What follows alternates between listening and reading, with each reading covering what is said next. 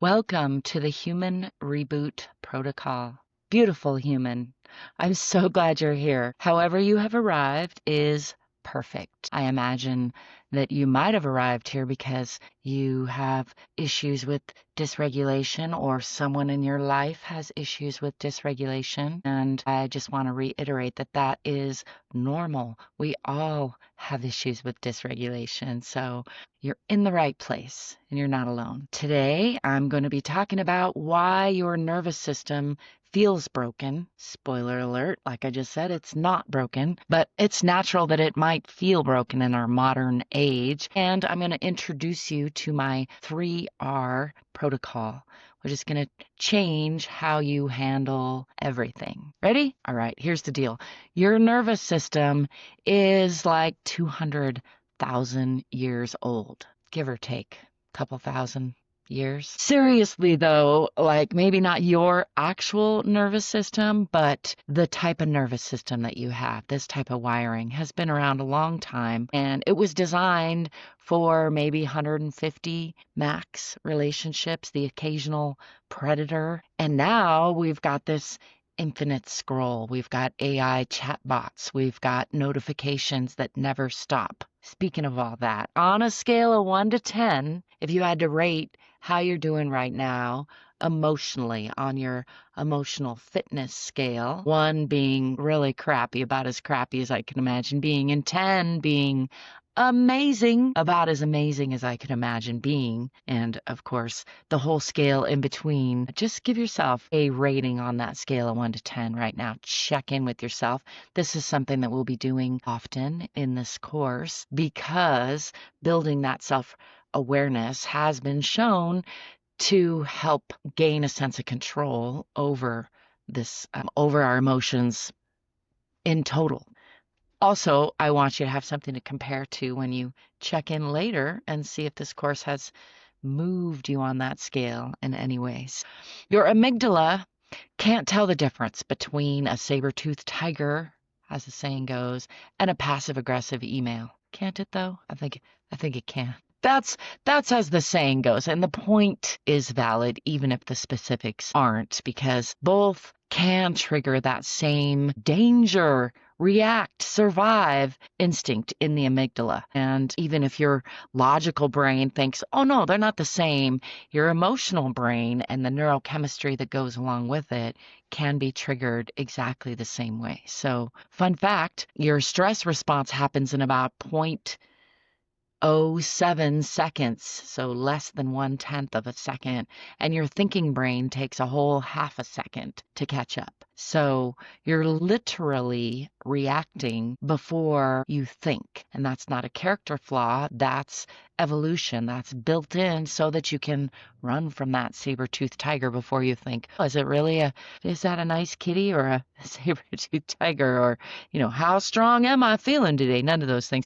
You're just already in flight before your brain goes like, oh, hey, I'm running from a saber-toothed tiger. And similarly, your nervous system is already in flight when you're triggered by that email or by that interaction in the classroom or by that interaction at the store or, so many places that there are opportunities for us to get triggered. I find myself lately getting triggered when I'm interacting with chatbots, which I'm going to talk about in a special module for this course because I think it's something that we're all dealing with. But the point is there are many, many stressors, and our natural reaction to those stressors is happening before our logical brain actually gets to think about it and make a different choice. But the good news is we can rehijack our own nervous system. We can both broaden the bandwidth in which we operate before those triggers happen, and we can learn to recognize when those are happening and bring ourselves back into a regulated state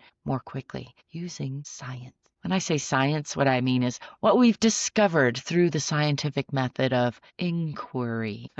I don't ever mean to indicate that we have the end-all, be-all truth of something. To me, science is this beautiful thing where we ask questions, and in that asking questions, we can come to more and more understanding. So the science that I will be presenting in this course is, as we understand things today, neurochemically, biologically, You might hear some puppies in the background, both regulating me and dysregulating me at various times. So the 3R protocol that I'm going to be using in this course is basically the Root, Reconnect, Rise method flipped on its head, because that's the kind of person I am. And because I have found that root method, when I'm really flared up, is very hard to reach for, very hard to get to. And my internal state is often very resistant to taken that step to try to calm down and root myself and then go through a protocol. So I've designed this protocol based on my own needs in the hopes that it also is useful to you and others. And it starts with Rise, meeting yourself exactly where you are. In the group that I have developed for us to do this work together, we can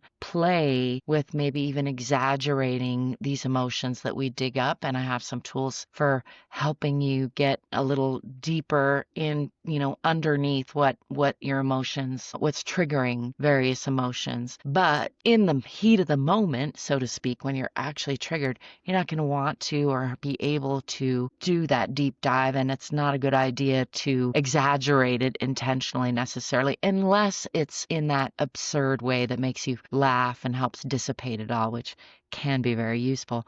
But I will also be sharing some quick reset tools and what I call the red light tools, which are for emergency use. My favorite being the physiological sigh, very science-backed and well proven and works really well in those emergency situations to get the reins, get a handle on the situation so that then you can start to implement other tools and also all the while hopefully build better emotional resilience or more emotional fitness. So the 3R protocol is first to rise, meeting yourself exactly where you are. If you're anxious, that's valid. If you're angry, that's important data.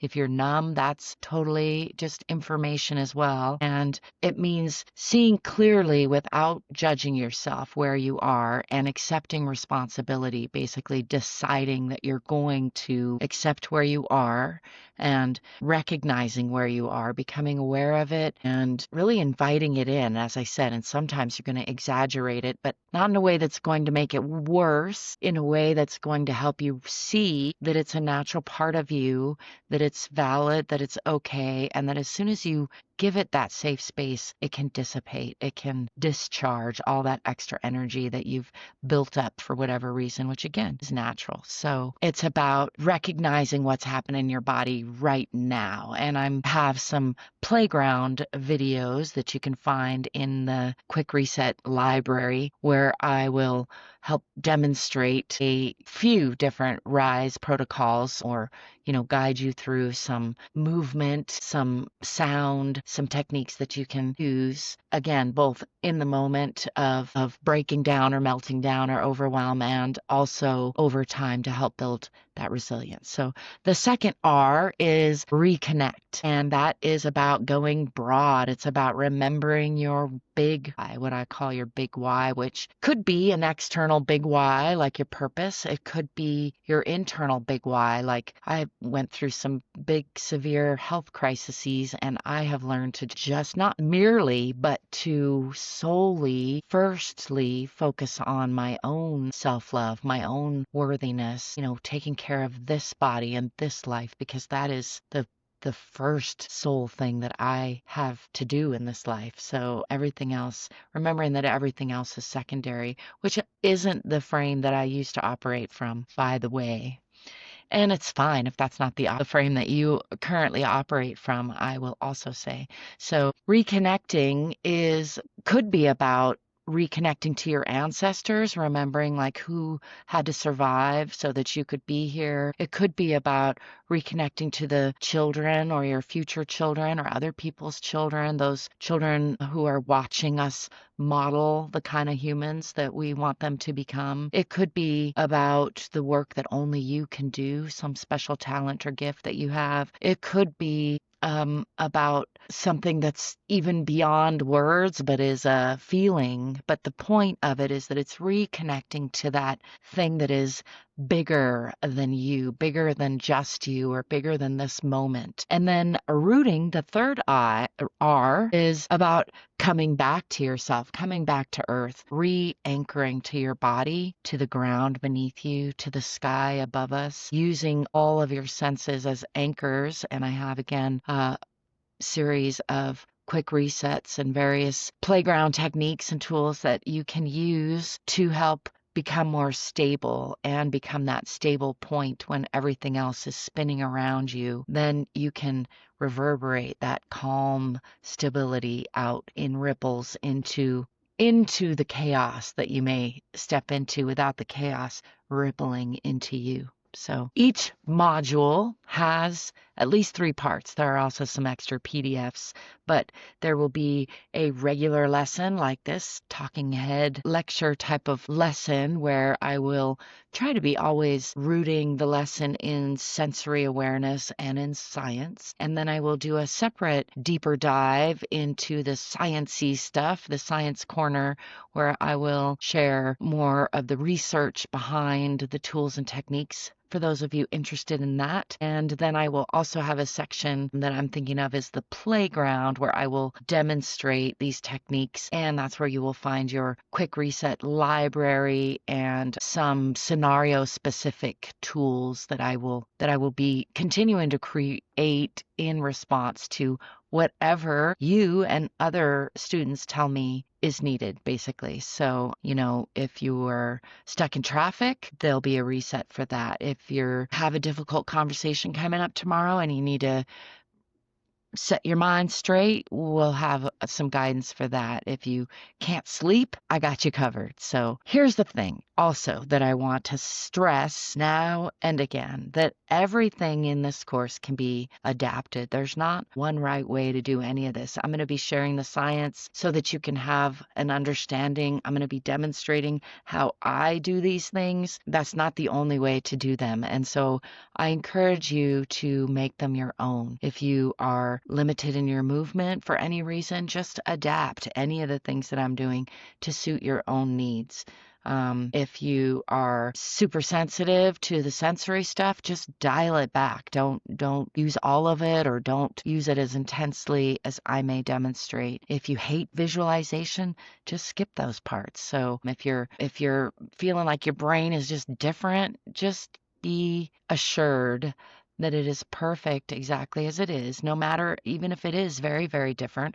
I happen to be neurodivergent or neurospicy myself, and as are many of my friends, but that really is in my mind on a spectrum of human diversity that is immense and vast, and there's no one way to be. And it's a beautiful thing that there's so many different ways to be from my perspective. So remember, I lost my place in my notes over here. Remember to adjust everything to your own needs, your own process. And remember that wherever you are in this process, wherever you're coming into it is exactly perfect. I've gone through this process many, many iterations and will continue to do that. And hopefully you can join me for more than one iteration. So it's not meant to be a one-time fix. It's like all kinds of fitness. It's meant to be a practice which gets easier over time and builds more skills and more resilience over time. So your assignment for this first introductory module is to complete your emotional fitness assessment. And there's a PDF that you can download. There's also an online version, but I'm going to go over some of it, a short version right now, so that you don't let your brain get out of it. I highly, highly encourage you, though, to either go do the online one and or the printed one and really spend some time with these questions. And it is the kind of thing that I want you to do more than once. So we're going to do it here at the beginning, and we're going to do it at least once more at the end. But this kind of assessment is a great thing to do for yourself whenever you think of it, honestly. And I want you to remember that it doesn't have to be a big lengthy thing every time. It could be a real quick check. And on that note, I have created an emotional fitness tracker app, which I will be giving you if you don't have already the link to, and that's just a convenient way for you to use your phone to check in with yourself. And it's got, I think, 10 basic checks or 8, I can't remember now, but in any case, again, just a quick way to check in with yourself and over time to see progress. So not only was it help you bring more awareness to the present moment, which has been shown to help you develop more emotional fitness, but it will also show you your progress or show you what areas you're progressing the most and the least. Those kind of things can be very helpful. So remember that this isn't a test that you can fail. This is a snapshot of where you are right now. It's meant to be just that, a guideline or a snapshot for yourself. You don't have to share it with anyone. You can share it if you want to. If you want to share it with me, you're welcome to, or you want to share it in the group, you're welcome to, but it is just for you. So a real quick run through of 6 checkpoints for an emotional fitness assessment. We could start with physical awareness. How often do you notice your body sensations? Do you notice daily? Do you notice all the time? Do you notice only when you're in pain? Do you never notice? That's one on a scale of 1 to 10. How physically aware would you say you are? Number 2, your emotional range or your granularity, as one of my favorite authors calls it. Can you name what you're feeling beyond just good or bad?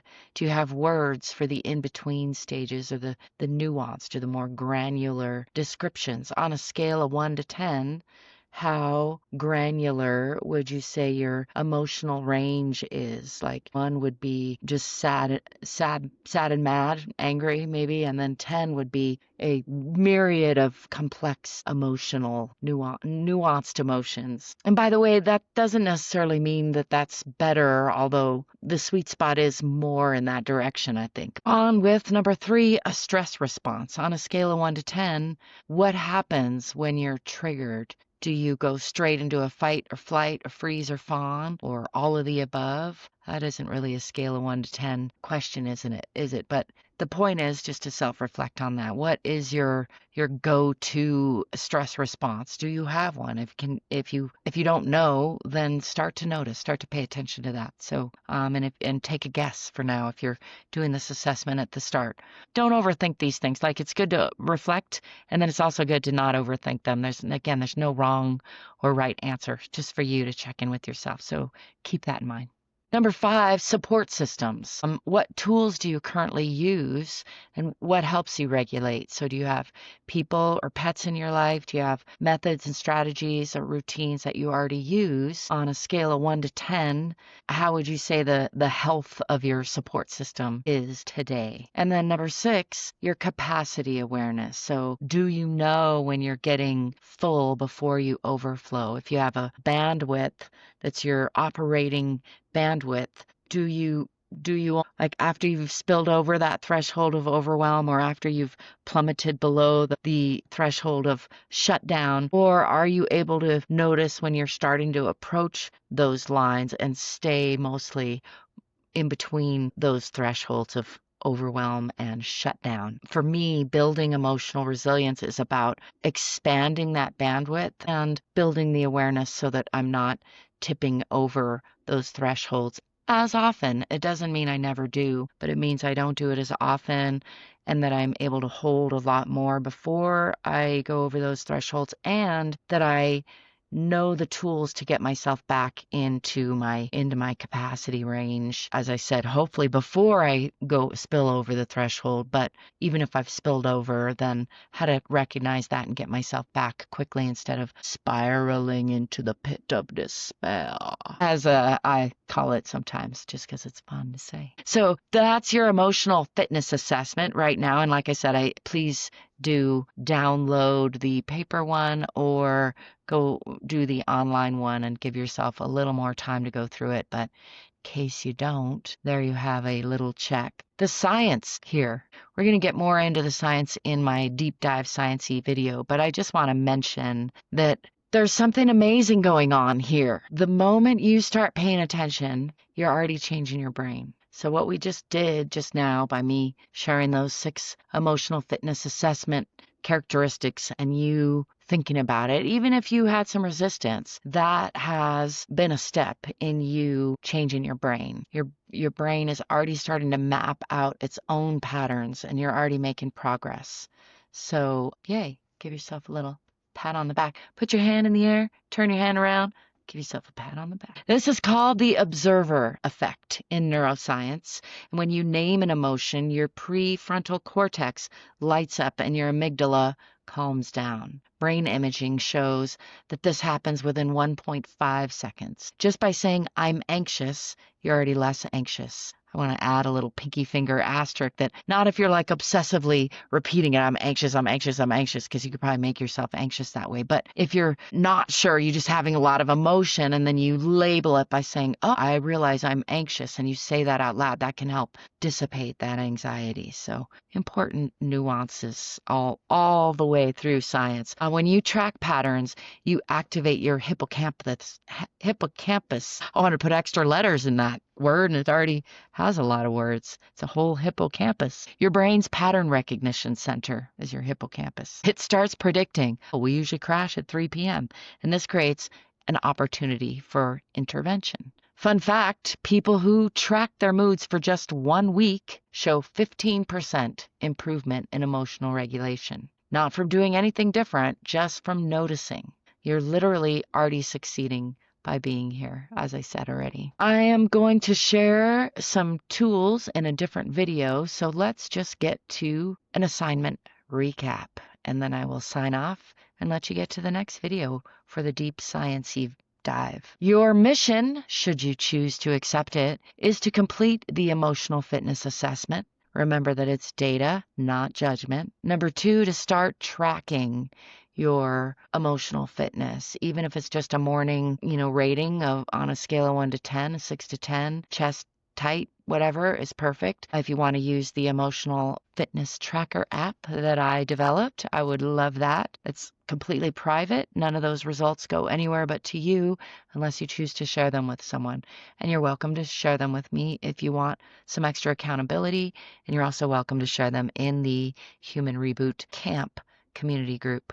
That is also a place where we're going to be holding safe space for each other to do this work. So number 3 assignment, should you choose to accept it, is to try the physiological sigh at least once when you notice that you're being dysregulated. And again, you can look for the quick reset video if you're not already familiar with that. But just to give you a real quick, it's just 2 breaths in and 1 long breath out. So it goes like, do that about 3 times, and it can reset your nervous system.